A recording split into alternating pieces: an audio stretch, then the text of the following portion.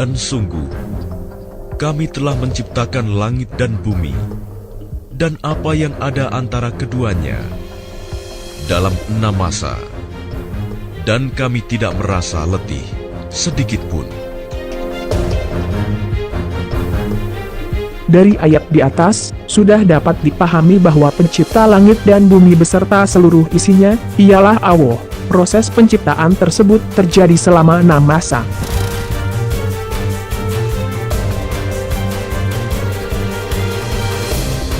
Namun sebenarnya banyak yang berbeda pendapat dalam menafsirkannya, mulai dari 6 hari, 6 masa, 6 periode, dan 6 tahapan. Kemudian para ahli mengambil kesimpulan, bahwa proses penciptaan langit dan bumi terjadi dalam 6 masa atau 6 periode.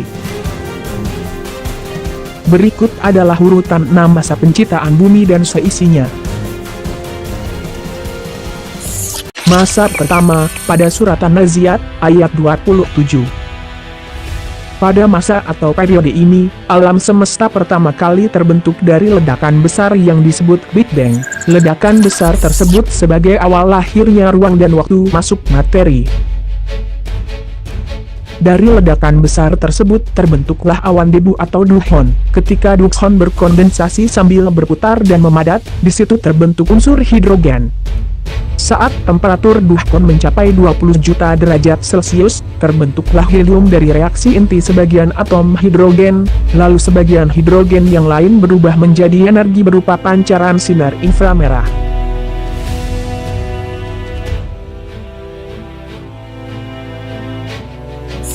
Masa kedua, pada surat An-Naziat, ayat 28. Ayat ini menerangkan tentang proses pengembangan dan penyempurnaan. Dalam ayat ini terdapat kata, meninggikan bangunan, yang memberi pengertian bahwa alam semesta mengembang.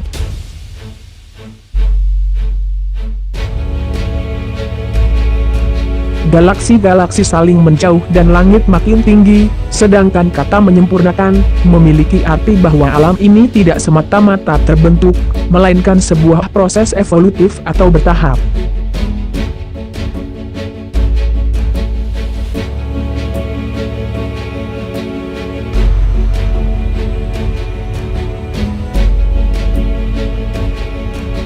Masa ketiga, pada surat An-Naziat, ayat 29.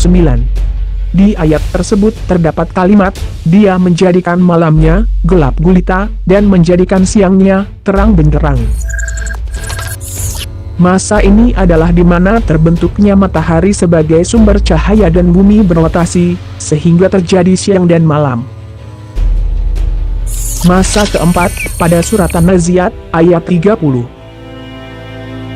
Pada masa ini daratan bumi muncul.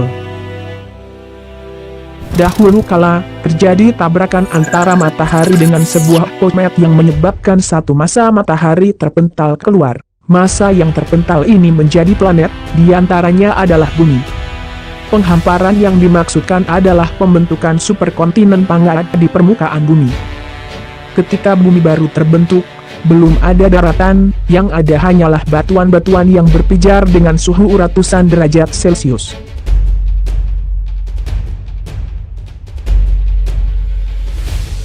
Hidrogen yang terdapat pada komet bereaksi dengan unsur-unsur yang ada di bumi, kemudian menjadi uap dan turun sebagai hujan. Masa kelima, pada surat An-Naziat, ayat 31. Dalam ayat 31 ini, menunjukkan bahwa di mana terjadi evolusi bumi dari tidak ada air menjadi ada air. Air tersebut berasal dari komet yang menghantam bumi. Hidrogen yang terdapat pada komet bereaksi dengan unsur-unsur yang terdapat di bumi dan terbentuk uap air. Uap air ini kemudian turun sebagai hujan. Bukti air berasal dari komet ialah rasio deuterium, dan hidrogen pada air laut sama dengan rasio pada komet. Semua kehidupan berasal dari air. Setelah air muncul, kehidupan seperti tumbuhan-tumbuhan pun bermunculan. Masa keenam, pada ayat An-Naziat, ayat 32-33. Gunung-gunung dipancangkan, artinya gunung terbentuk setelah penciptaan daratan, pembentukan air, dan munculnya tumbuhan. gunung memiliki akar di dalam tanah atau bisa disebut juga pasak. Fungsi gunung ialah menyetabilkan gerak bumi dan mencegah goyangnya tanah. Sebagaimana yang disebutkan dalam ayat 33, setelah terbentuknya gunung, terciptalah hewan dan manusia.